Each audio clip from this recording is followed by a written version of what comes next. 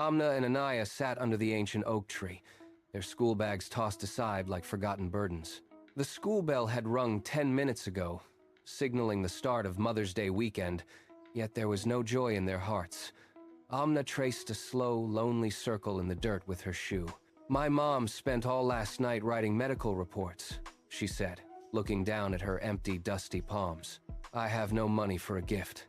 Anaya leaned back, staring at the vast, indifferent sky. "My mom barely has time to drink her coffee before rushing to the office.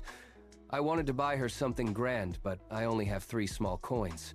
A sudden, sharp gust of wind stirred the heavy leaves, and a silver butterfly descended from the canopy. Its wings shimmered like polished metal, catching the light in a dazzling display. It hovered at eye level, pulsing with life. "Why the long faces?" the butterfly asked, its voice sounding like chiming silver bells. The girls blinked in disbelief. "We want to celebrate our moms, but we are broke," Amna confessed.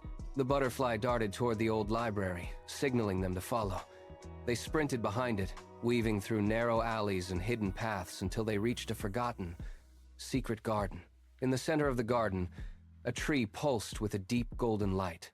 Words etched themselves into the rough bark before their eyes.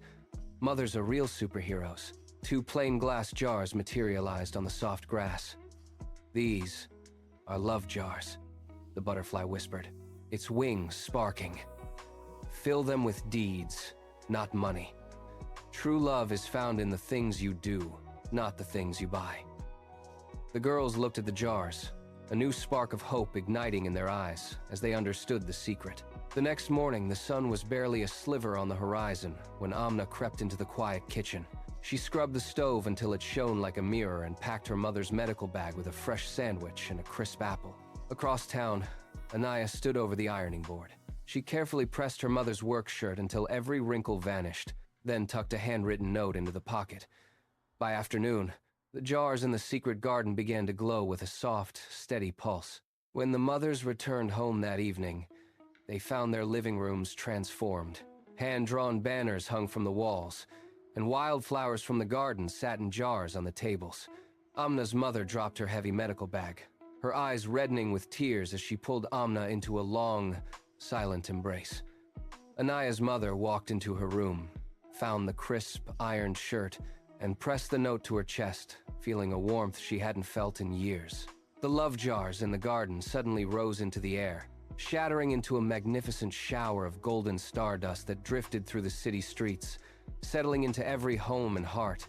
That night, the silver butterfly tapped against the window one last time. It circled once, vanishing into the moonlight. The girls finally knew the truth. Love is not measured by price tags, but by the hands that hold it. For more videos and updates, please subscribe my YouTube channel and hit the bell icon.